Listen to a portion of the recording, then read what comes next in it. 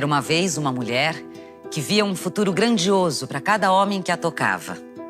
Um dia, ela se tocou. O que querem as mulheres? Esta é uma pergunta que marcou o século XX após uma série de movimentos e conquistas femininas e que o tornou o século das mulheres.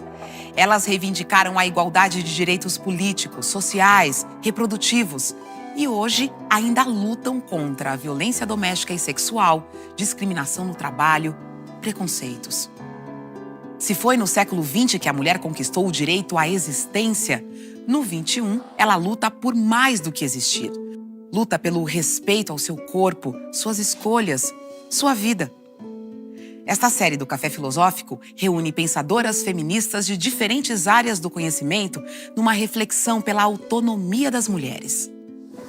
O programa de hoje traz a historiadora Margarete Rago, curadora dessa série, que fala das poéticas e políticas feministas. Eu sou muito fã de um filósofo francês, todo mundo conhece, que é o Michel Foucault, e que diz que é preciso deslegitimar o presente.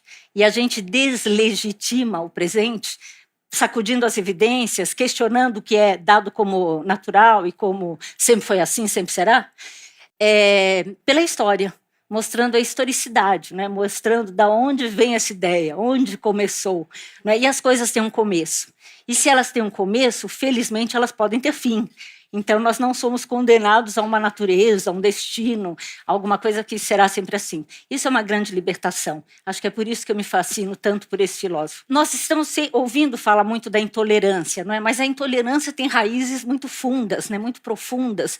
Ela vem de muito tempo, não é? E a intolerância em relação aos feminismos e às feministas é alguma coisa assim difícil de entender. Só mostra que não é necessário viver de uma certa maneira e que, se é possível, viver de outras. Feminismo vem falar de liberdade, não só para as mulheres, mas para toda a sociedade. Eu entendo que ser livre seja muito difícil, porque você tem que acordar e pensar o que você quer e o que faz sentido para você e por o quê, por que causa você vai lutar de você mesmo, né? Então, ser livre é difícil, porque você tem que criar a sua vida. E é isso que o feminismo propõe. Por isso que o título do nosso módulo é O que querem as mulheres? Poéticas e políticas feministas. Né? Poéticas pela ideia da poiesis, da criação, daquilo que ainda não tem forma e que vai adquirir alguma forma. Né? Um estágio em que as coisas ainda não estão muito definidas e que elas podem ser assim ou assado ou assim, depende das negociações, das conversas, dos acordos. E acho que é para isso que apontam os feminismos, para essa possibilidade de transformação. As revoluções culturais dos anos de 1970 transformaram hábitos e costumes em diversos lugares do mundo. Foram mudanças que afetaram também a vida das mulheres. Elas conquistaram direitos e assumiram novos papéis da sociedade. Um novo horizonte foi descortinado.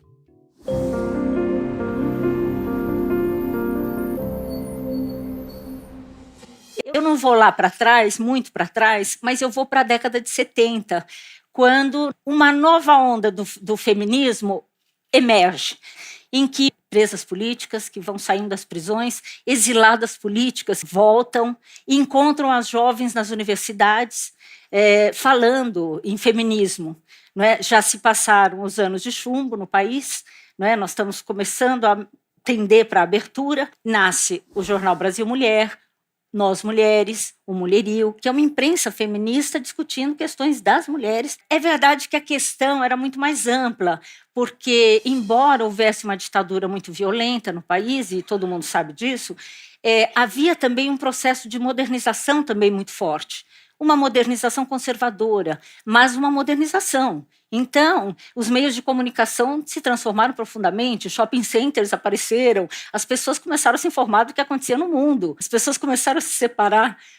O psiquiatra Flávio Gicovati começou a surgir em cena, discutindo o amor, o casamento e separações.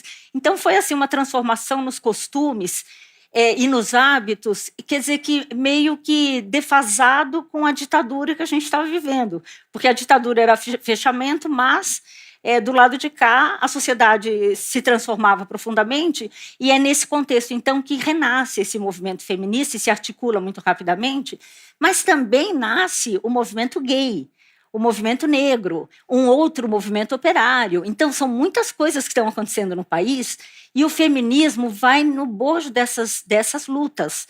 Quer dizer, então, o que eu quero dizer com isso, chamar atenção, é que o feminismo não nasce como, nessa segunda fase, como um gueto, como um movimento muito fechado em si mesmo, porque as feministas estão participando da luta contra a ditadura militar.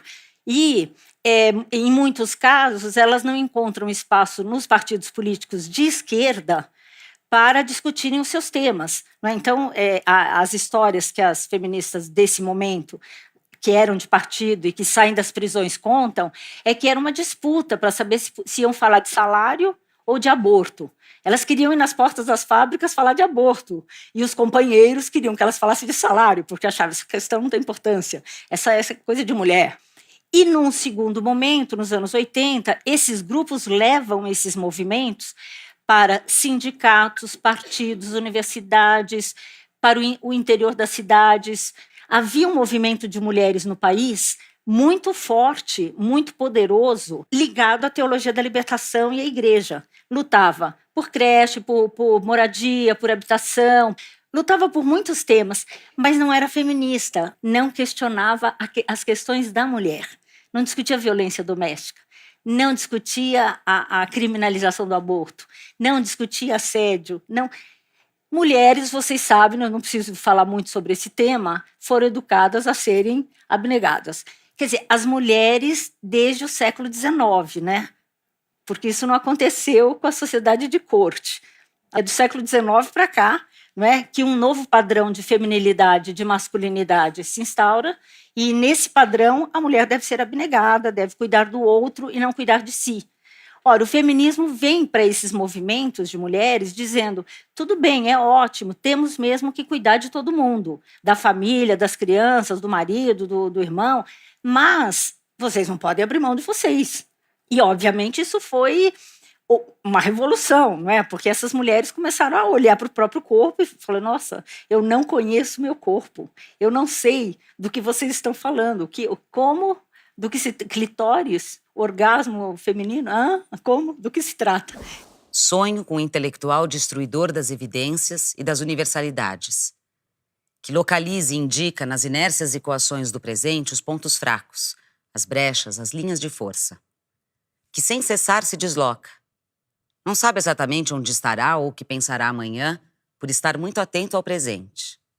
Que contribui, no lugar em que está de passagem, a colocar a questão da revolução, se ela vale a pena e qual. Quero dizer, qual revolução e qual pena. Que fique claro que os únicos que podem responder são os que aceitam arriscar a vida para fazê-la. As reivindicações das mulheres incomodaram as estruturas criadas por uma visão patriarcal e machista. As feministas já sofreram estigmas de serem feias, mal amadas, mulher macho, encalhadas. Enfrentando preconceitos e estereótipos, as mulheres das mais variadas áreas, classes sociais, diferentes graus de escolaridade, raça, etnia ou religião, foram à luta por seus direitos. São diversos os movimentos feministas com suas bandeiras plurais. O feminismo não para de crescer. Nós estamos assistindo a isso há mais de 50 anos. E os grupos só crescem. De lá para cá, só cresceram e se ampliam. Essa pluralização, obviamente, vai trazer muita heterogeneidade. Né? Nós vamos ter feminismo branco, feminismo negro, feminismo indígena, feminismo lésbico, feminismo radical, feminismo terceiro-mundista, feminismo cultural, feminismo marxista, feminismo anarquista, socialista, comunista, pós-estruturalista. E, obviamente, não existe uma homogeneidade nas interpretações.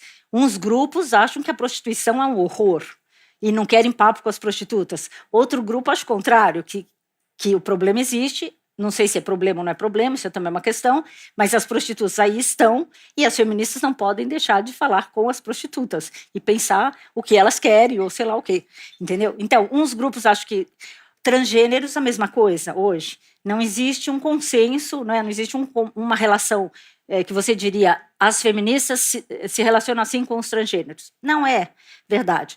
Há grupos que acham que transgêneros são outra questão, outra não é comigo, até logo. Outras acham que não, tem a ver comigo. Nós estamos discutindo a questão dos estereótipos da sexualidade e da heterossexualidade normativa. E se nós estamos criticando isso para nós, temos que apoiar os grupos que também estão criticando isso para eles. Então, vamos dizer, a própria questão das identidades, né? As médicas feministas, as advogadas feministas, dizendo que o direito é machista, que o direito não protege as mulheres. E agora eu estou mais espantada ainda porque eu conheci as arqueólogas feministas e conheci as arquitetas feministas, porque dizem a cidade é fálica. Quando eu tinha 20 anos, em 1970, a gente não tinha história. Quem eram as mulheres da história? As mulheres da história. A Cleópatra, a Anita Garibaldi, a Princesa Isabel, a Joana d'Arc. Não tinha mulher na história, não é? E hoje, quer dizer, há 50 anos, a historiografia feminista produziu uma história das mulheres que é impressionante. Quer dizer, você tem isso no mundo. Quer dizer, você chega em qualquer país do mundo, você tem bibliotecas com livros de história das mulheres, e no Brasil também. E a coisa tende a crescer, obviamente, porque as pesquisas estão aumentando. O feminismo entrou nas universidades, os estudos feministas cresceram, e de gênero cresceram profundamente, e de teoria queer. Então, todas essas pessoas excluídas da história estão ganhando visibilidade e brigando por isso, porque entenderam que rever o passado é encontrar outros sentidos para o futuro e para o presente. É deslegitimar formas de poder e de dominação no nosso mundo. E para isso você precisa ver onde começou. Eu me dou conta também da minha surpresa o dia que eu descobri uma anarquista mineira, professora, chamada Maria Lacerda de Moura. Eu fiquei muito impressionada, porque essa mulher dos anos 20 e 30 não era uma mulher pobre, era uma mulher de classe média, mas que se ligou ao movimento operário anarquista, e fazia palestras. Até aqui, temos vivido a civilização unissexual. A mulher não passou de espectadora no cenário da vida. E o homem continua a querer entravar-lhe os movimentos e, portanto, a cercear-lhe o progresso. A mulher só tem direito de sair, de se locomover, se vai trabalhar, ganhar dinheiro. Continua dando conta ao homem de todos os seus passos e até de seu salário. É outra espécie de exploração. É o cafitismo em família. Maria Lacerda de Moura tem pelo menos 10 livros publicados, falando em sexualidade. Um deles se chama A Mulher é uma Degenerada, e ela está dialogando, criticando as teorias médicas que diziam que as mulheres que têm desejo sexual são degeneradas natas. Teoria do Dr. Cesare Lombroso. Quando eu descobri a Maria Lacerda, eu falei, gente, mas nós estamos falando isso na década de 70, ela estava falando isso na década de 20 e 30, discutindo, a mulher tem que ser mãe? Então ela dizia, a maternidade é uma maravilha, um grande dom, mas nenhuma mulher é obrigada a ser mãe, você tem que ser mãe se você quiser. Quer dizer, toda a teoria de que a mulher que não queria ser mãe era um monstro, uma normal, né, para não falar da solteirona, né, ela implode com essas noções, quando ela vem dizer que a maternidade deve ser voluntária. É um dom que você tem, uma possibilidade, mas não uma obrigatoriedade. É uma anarquista. Muito me espanta, ainda hoje, que você não encontre os 10 livros dela que eu estou citando. Ora, o livro dos seus contemporâneos, que falavam muitas coisas que hoje a gente fala como, estão publicados em 20ª edição. Não é? Então, quer dizer, o pensamento misógino vai sendo republicado. Então, é muito surpreendente que a gente fique apenas com um lado das histórias e com um lado que não nos favorece. Certamente, ficar com essas narrativas históricas favoreceu alguém, algum grupo social. Mas hoje não nos favorece. Está na hora de mudarmos essas narrativas, buscarmos outros sentidos na história para que a gente avance. Né? Não dá para ir para trás mais, não dá para puxar a roda da história para trás. Não é? Então, é uma grande felicidade perceber que o feminismo nos trouxe essa história. E, por tabela, trouxe para o movimento gay, trouxe para os travestis, trouxe para os transgêneros, trouxe para os... Cada um foi buscar a sua história, da sua família, do seu grupo, do seu passado, e reivindicar o direito à história, que é um direito à existência. Hoje, no presente, puxando para a nossa atualidade, há enormes descontinuidades também. Existem muitas mudanças, porque, né, outras gerações entraram e com outra cabeça, e meio que pós-feministas, no sentido, não no sentido de que o feminismo acabou, mas no sentido de que foi caindo a ficha da sociedade, da violência de gênero, do estupro, do assédio, de todas essas pautas que o feminismo colocava. Então, foram gerações. Tem eu li num blog uma garota dizendo assim: nós somos como que é? Nós somos as netas das bruxas que não foram para a fogueira.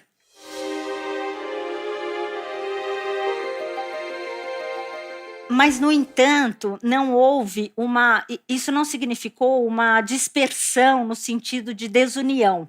Ao contrário, a heterogeneidade interna não produziu um enfraquecimento do feminismo, como nós estamos vendo. Houve uma mudança muito grande da luta por igualdade de direitos, num primeiro momento, as mulheres queriam direitos iguais aos homens, ter o salário igual aos homens, para um segundo momento em que foi a afirmação da diferença. Não, quer dizer, nós queremos ter os mesmos salários que os homens, mas espera um pouquinho, calma, nós não queremos ser os homens. Nós não queremos o lugar dos homens, nós queremos o lugar das mulheres, mas não o daquela cultura feminina que foi construída pelo discurso masculino, branco, conservador, pelo Dr. Lombroso e seus seguidores. Nós queremos reinventar a cultura feminina. E aí o feminismo foi fundamental nessa reinvenção. Né? Quer dizer que as feministas, eu acho, por isso que eu estou falando da rebeldia, as feministas são especialistas em contracondutas, né? Foucault define as contracondutas como revoltas de conduta, resistências ao poder ou o governo do outro. São movimentos que têm como objetivo outra conduta, isto é, querer ser conduzido de outro modo, por outros condutores e por outros pastores, para outros objetivos e para outras formas de salvação, por meio de outros procedimentos e de outros métodos. São movimentos que também procuram escapar da conduta dos outros, que procuram definir para cada um a maneira de se conduzir. Eu acho importante a teoria, porque com a teoria você nomeia as práticas. E quando você nomeia uma prática, você dá visibilidade a ela e você mostra a importância dela. E as contracondutas são constantes na história das mulheres, que abriram mão de uma identidade, né? Quer dizer, as mulheres da minha geração e anteriores, né, tinham nascido para ser mães, casar com bom partido, ficar em casa, ser bonitinha, como que é? Bela, recatada e do lar. Né? Voltando ao meu ponto, mudança dos direitos para as diferenças, afirmação das diferenças. Mas eu penso que hoje já não é mais esse o papo também. Hoje a questão é das multiplicidades identitárias, ou multiplicidades subjetivas, ou eu posso ser o que eu quiser, transgeneridade, enfim. Não é? Eu acho que assim, a coisa mudou também, e nesse sentido, acho que a teoria queer tem uma importância grande, porque ela vem posteriormente ao feminismo, mas ligada ao feminismo também, ligada também ao movimento gay. Eu acho que é difícil separar as coisas. As pessoas estão mais ou menos transitando próximas, né, com questões muito próximas, que é essa crítica de uma identidade imposta, que a Adrienne Rich, uma filósofa americana, vai chamar de heteronormatividade compulsória, ou heterossexualidade obrigatória, como quiser. Mas é a ideia de que a heterossexualidade compulsória é uma instituição política que produz o enfraquecimento das mulheres. E ela, com toda essa teoria, realmente ela dá argumentos para que as pessoas passem a lutar pela liberdade de, sei lá, ser o que quiserem, porque a vida é uma só, né? Não tem ensaio Um segundo ponto, também dessas descontinuidades, foi a introdução da categoria do gênero, né, que entra na década de 90. Era importante, e é importante, mudarmos a forma de pensar. Não pensar mais no sujeito como isolado, fora de um contexto relacional, e pensar nas relações. Ninguém se torna mulher sem que o outro se torne um homem. Ou o ideal de maternidade tem a ver com o ideal de masculinidade, o ideal de feminilidade ligado à maternidade e o de masculinidade ligado à esfera pública. Enfim, essas construções se deram e se dão relacionalmente, e seria preciso, então, ter um olhar relacional para perceber esses contextos, senão você vai culpabilizar a pessoa, senão você vai dizer que a mulher é uma prostituta porque ela tem um quadril grande e, como diz o doutor Cesare Lombroso. Quer dizer, é uma mudança. Agora, é uma mudança que certamente é muito maior do que o feminismo. É uma mudança filosófica, de paradigma filosófico, da filosofia do sujeito para a filosofia da diferença, e que afeta os movimentos sociais, os modos de pensar, em várias áreas. Não é só na nossa de história, de sociologia, antropologia, nas humanas, ou não é só o movimento feminista. Realmente, a questão é muito mais ampla, mas para o nosso interesse aqui, eu quero mostrar a importância, então, desse deslocamento que é a entrada da categoria do gênero, discutindo que seria importante pensar relacionalmente, né? O que abriu também espaço para se discutir as masculinidades. E, em seguida, a teoria queer, né? Que, em seguida, não é cronológico. Aqui no meu argumento, é meio simultâneo essas coisas, né? Discutindo a questão também da normatização da heterossexualidade e da homossexualidade. Vale lembrar que na antiga Grécia não existia homossexualidade, mas existia amor entre dois homens. Mas não existia o conceito patologizante, um conceito que diria que aquele comportamento é patológico, desviante, logo não pode ser cidadão, muito menos diretor de qualquer coisa. Quer dizer, a questão tem implicações políticas muito graves, porque as formas de exclusão são de uma violência absurda, porque não é uma violência que é palpável no sentido, olha, é o patrão que explora de uma maneira desumana o empregado. Não é assim. É uma divisão que diz assim, a humanidade, tanto faz se é do Ocidente, do Oriente, branco, rico, pobre, negro, indígena, está dividida em duas categorias, os heterossexuais e os homossexuais. E as lésbicas. Nessa categoria estão os normais, nessa estão os patológicos, esses têm direito à cidadania, esses não. Quer dizer, é uma forma de poder, de uma violência e de uma extensão muito maior. E você vai dizer quem que falou isso? Ora, quem que falou isso? É o regime de verdade de uma época. Todo mundo na época acreditava nisso. Não é? Quando eu era criança, todo mundo acreditava isso. E os pais diziam, cuidado com aquele cara, que ele é... Não existe a palavra gay. Não é? Ele é... As palavras eram feias, né? Eu não quero falar, as palavras eram feias, né? As denominações. E os pais diziam, não se aproxima porque ele é perigoso. Da mesma maneira que era perigoso se aproximar de um comunista, não é? E de uma mulher lésbica. Então, os pais morriam de medo. Quer dizer, um regime de verdades que se instaura e é difícil de você dizer o fulano que inventou. Não é o fulano que inventou. O fulano participa desse regime, porque ele entra na faculdade de medicina e todo mundo está falando isso. E ele entra na faculdade de história e todo mundo está falando isso. E ele entra e ele vai no meio, é o que todo mundo está falando. Então, é uma questão um pouco mais complicada. O movimento feminista hoje integra diversas gerações de mulheres. Se manifesta de uma forma mais lúdica, mais colorida e amplia seu engajamento político. Ele se envolve também em outras causas que não apenas aquelas da mulher. Mas os desafios continuam, fora e dentro do próprio movimento feminista. E aqui eu quero chamar a atenção para uma questão muito atual, que é a maneira como as jovens entram na esfera pública, não é? Quer dizer, o movimento feminista hoje, vocês podem perceber como ele tem uma dimensão lúdica muito forte, uma dimensão estética muito forte, uma dimensão artística muito forte e debochada. Há um humor, A minha ideia é dizer, o debochar que eu quero dizer é que há um humor na crítica que as feministas fazem. Isso é de longa data, não é de hoje. Não sei por que a imagem da feminista séria, mal amada e feia, né? Então você pega um movimento como o movimento das vadias, não é? Ora, só se chamar de vadia já é o máximo, né? E é um movimento muito ligado à crítica da cultura do estupro, né? Daí as meninas aparecerem sem roupa, ou seminuas, ou provocativamente. É uma espécie de é um jogo, é uma encenação de uma identidade estereotipada, como uma atitude política. O que quer dizer que nós temos uma renovação da noção de política, uma abertura da noção de política. Política deixa de ser aquilo que está acontecendo lá em cima, que está uma desgraça, que não merece o nome de política, né? E você percebe a política nos jogos que estão acontecendo aqui, nas intervenções críticas, nas contracondutas radicais, enfim, nessas manifestações. E é interessante também, porque essas manifestações hoje, que são lúdicas, artísticas, coloridas, estéticas, aparecem muito fortemente no feminismo, mas não são só no feminismo, não é? Porque eu acho que também uma outra característica dos novos movimentos, dos novos feminismos, é eles estarem muito entrelaçados com outras causas.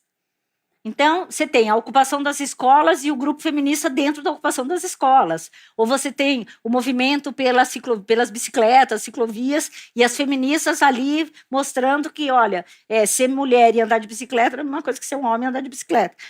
Então, a questão, vamos dizer, está mais entrou em outras lutas e, portanto, as conexões são muito mais fáceis de serem feitas. O que eu acho excelente, é tudo que nós precisamos, né? Num mundo que nos individualiza profundamente e que rompe as conexões. Nós estamos, quer dizer, cada um está conectado na sua internet, mas nós estamos profundamente desconectados e desconectados consigo mesmos.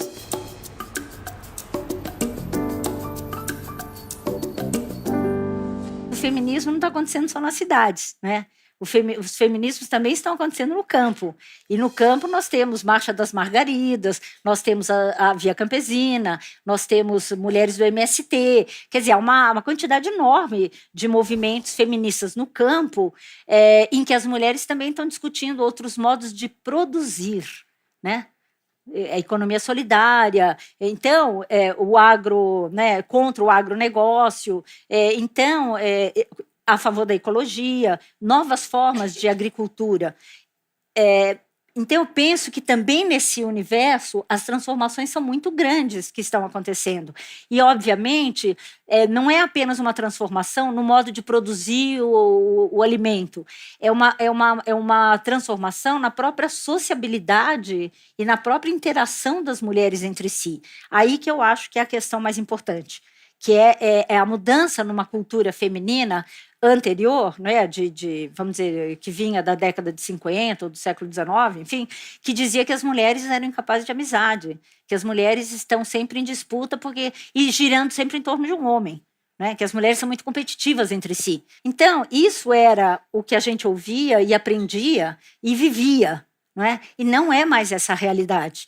Pode até acontecer, mas eu acho que as mulheres desenvolveram, sim, outras formas de amizade, de solidariedade e de comunicação entre elas. Uma nova cultura política que o feminismo ajuda a produzir. Não só o feminismo, mas o feminismo tem uma força muito grande, porque a entrada das mulheres altera muita coisa. Não é? As mulheres vêm com uma outra experiência, com outra lógica. Não fomos educadas para servir o exército. Não fomos educados para ser coronelas, nem generalas. Aliás, não existe a palavra no feminino no dicionário. Fui procurar, não existe. Eu estou só elogiando os feminismos, mas certamente há problemas, né? Há muitos problemas.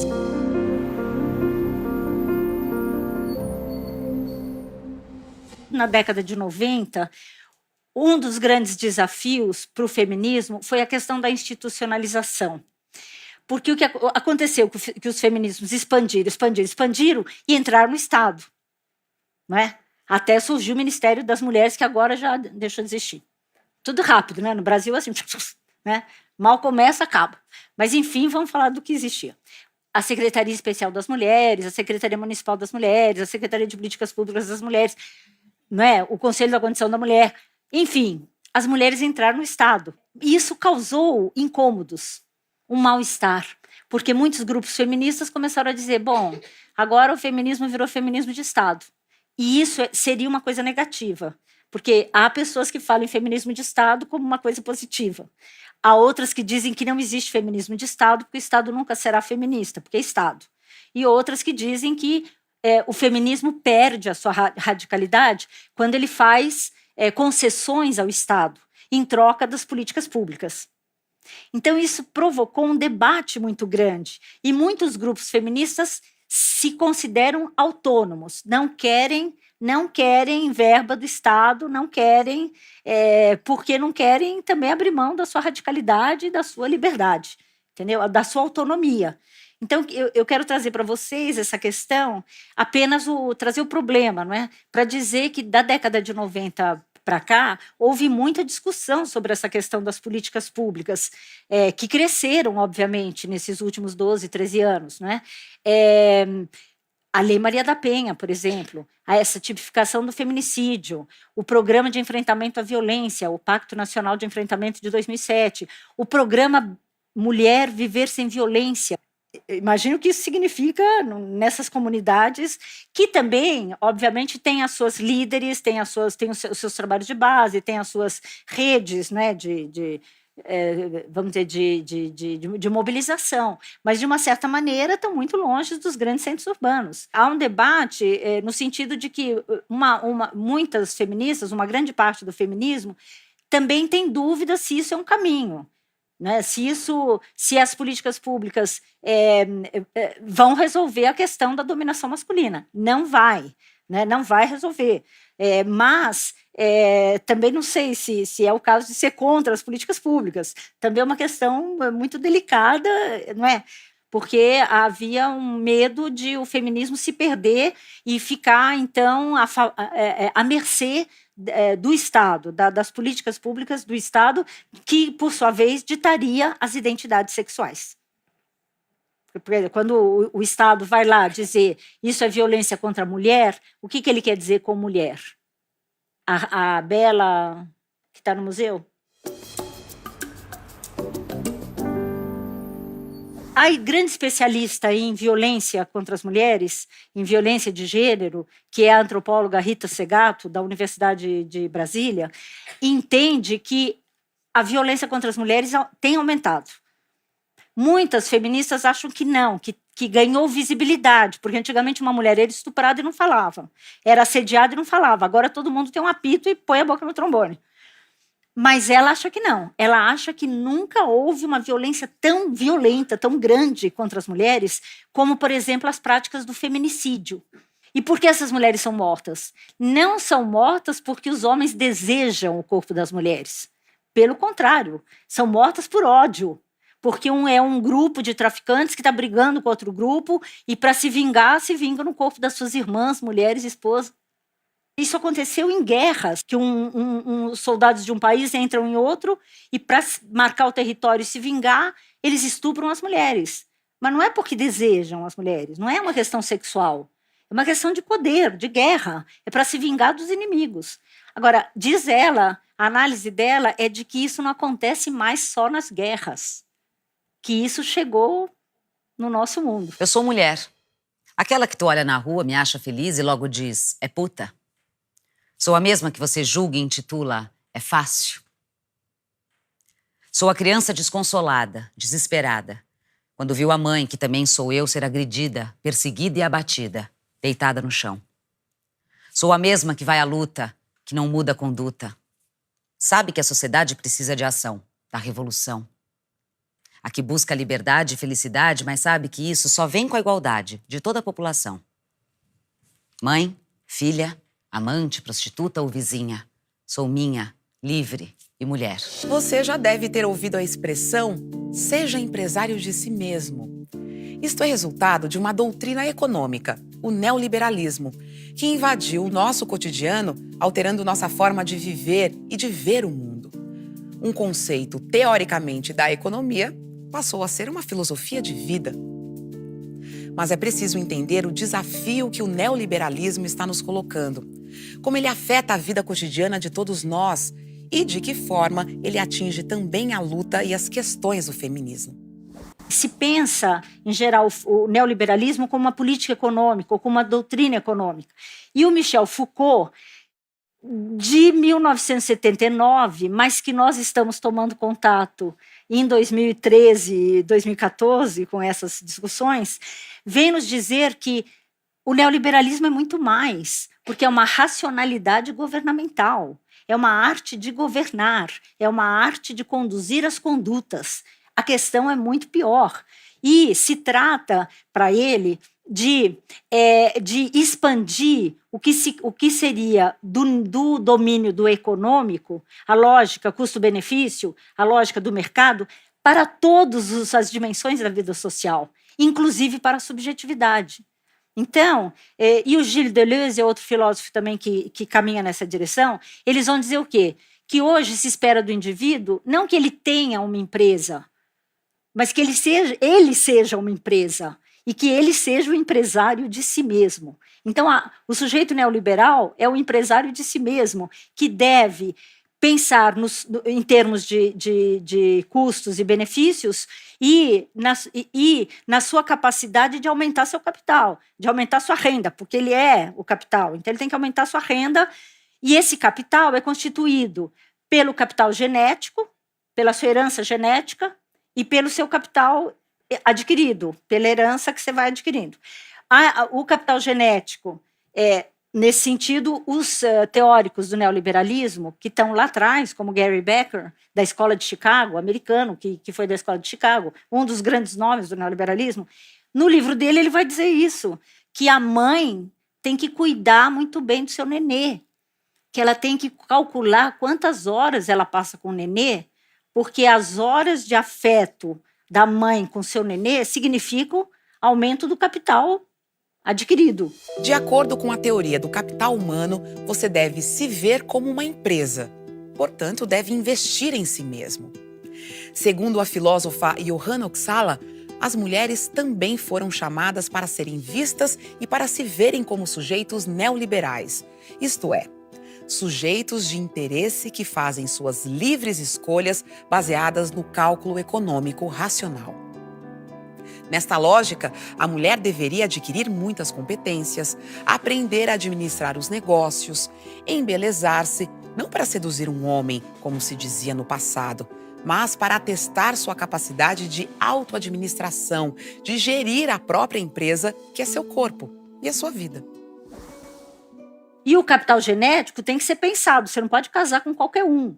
Se você quer um capital genético melhor, você tem que, né, de preferência, casar com uma pessoa mais bonita que você, mais inteligente, mais perfeita, para o seu filho nascer de acordo com as exigências da teoria do capital humano. Eu estou falando da teoria do capital humano, que informa o pensamento neoliberal. Né? E o Foucault traz essas análises mostrando como é que essa racionalidade econômica vai passar até para pensar a maternidade, a relação da mãe com o nenê, o casamento. O casamento é uma empresa, o seu filho é uma empresa. Como isso afeta o feminismo? Afeta, claro que afeta. Não é? Por quê? O discurso feminista de autonomia das mulheres, de que as mulheres têm que entrar na esfera pública, tem que crescer, tem que cuidar da sua vida, tem que se desenvolver, é capturado pelo discurso neoliberal. E, de repente, é o discurso neoliberal. Vocês são empresários de si mesmas. Se vocês fracassarem, a culpa é tua, porque vocês têm que correr os seus próprios riscos. Quer dizer, se eu sou uma empresa, se a minha empresa fracassar, eu sou uma loser. Sou eu que não soube administrar. Olha, a questão é muito complicada, porque entre o feminismo que eu estava contando para vocês, chegar num movimento de mulheres e dizer vocês não podem ser abnegadas e só cuidar dos outros, porque isso é uma renúncia de si mesmas, e a vida é uma só, né? Você vai renunciar da sua vida? Entre o feminismo chegar e dizer, e a violência doméstica existe na sua casa?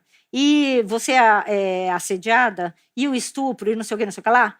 Não é? Entre o feminismo dizer isso para as mulheres e dizer, é preciso cuidar de si, para melhor cuidar do outro, e o neoliberalismo dizer, você é uma empresa e você tem que gerir bem a sua empresa, entendeu?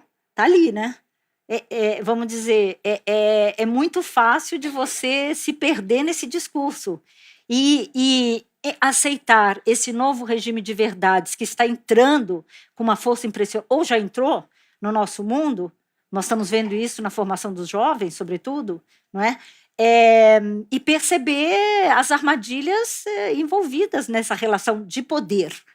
Porque se você é uma empresa de si mesmo, isso não é vamos dizer, uma informação que te liberta. É pelo contrário. É uma imposição que volta para trás, que te aprisiona. Não é? Você é obrigado, então, a estar sempre competindo, e a ideia dos neoliberais é que a concorrência é boa, que é bom ter concorrência, mas que ela não é natural. Então, precisa formar, precisa organizar a concorrência. Enquanto muita gente diz que os neoliberais não querem o Estado presente, o Michel Foucault, lendo o Gary Becker e outros, vai dizer exatamente o contrário.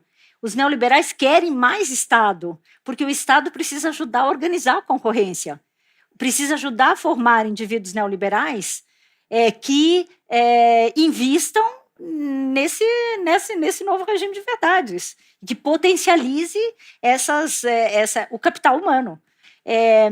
Existe também as diferenças geracionais, não é? E acho que um problema se coloca, porque entre uma mocinha, uma menina que se coloca como feminista, é um pouco difícil de perceber se ela está sendo feminista ou se ela está sendo um sujeito neoliberal. A gente precisa ter mais clareza disso, porque eu me chamar de feminista não é suficiente para fazer de mim uma feminista, concordam? Se o feminismo prega um mundo mais humanizado, mais integrado, um mundo de mais respeito, um mundo de mais acolhimento, então a intolerância não cabe.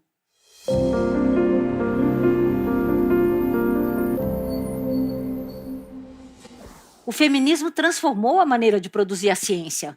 Nós não pensamos mais da mesma maneira que pensávamos antes de as mulheres entrarem em cena, antes de os temas femininos entrarem em cena. Vamos falar nesse campo da universidade. A questão não foi apenas que as mulheres ganharam visibilidade. A questão é que, para falar das mulheres, foi preciso ampliar a produção do conhecimento histórico, por exemplo, antropológico, sociológico, filosófico, porque foi preciso falar de outras histórias. O que era história até 1970? Que ninguém falava. Era história da vida pública, era história da guerra, do governador, da instituição, da política institucional. Ora, para falar da experiência das mulheres e depois dos gays, dos indígenas, dos outros setores, né, foi preciso mudar a noção de política. Política deixou de ser instituição, política institucional. Política virou micropolíticas, relações de poder no cotidiano. Sexualidade entrou como um tema. O corpo teve que ser teorizado. História do corpo, história da subjetividade. Para falar das mulheres, foi preciso falar da esfera do privado. Porque a história das mulheres, as mulheres não estavam no exército, não estão nas guerras. Então você vai falar das mulheres aonde? Não é? Aonde elas estão. Senão, e para falar de onde elas estão, era necessário outros conceitos. A filosofia teve que se transformar. Não só por pressão do feminismo, sem dúvida alguma. Eu acho que é por uma questão muito mais ampla, como eu disse para vocês. As mulheres afetaram a produção do conhecimento. Eu vejo os feminismos afetando muitas outras áreas e transformando muito. Não é questão de as mulheres ocuparem qualquer espaço. É a questão de ser contra, de crítica de um modo de viver, de um tipo de sociedade, de um tipo de cultura, que é patriarcal. E a cultura patriarcal está na arquitetura, está nos símbolos fálicos da cidade, está materializada nos espaços. Cultura material, ela é uma concretização de ideias, de pensamentos. Por isso que eu acho que os feminismos vêm para o bem, porque dão respostas, mostram que é possível viver de outra maneira. É possível organizar de outra maneira. O mundo não precisa ser essa catástrofe que nós estamos vivendo. Se de um lado nós temos um mundo que nos desconecta, individualiza, nós também estamos vendo os movimentos, essa cultura urbana ou rural de que eu estava falando, onde novas sociabilidades, novas formas de sociabilidade estão sendo experimentadas.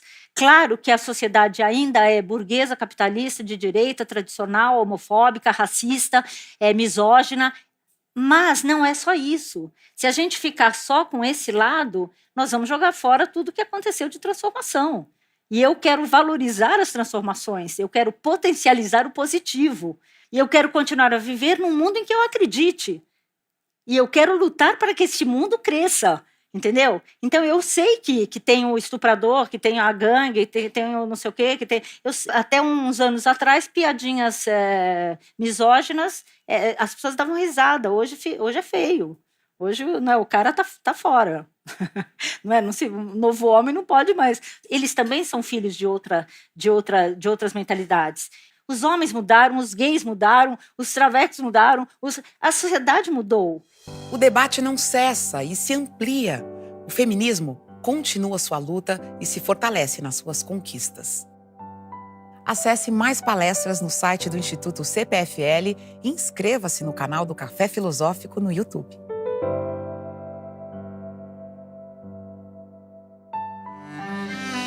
O movimento feminista nasce no mundo capitalista desenvolvido, né, que é onde o individualismo também se acentua. Alguém que mostrou que as identidades são construídas e impostas e que não existe natureza humana, por favor.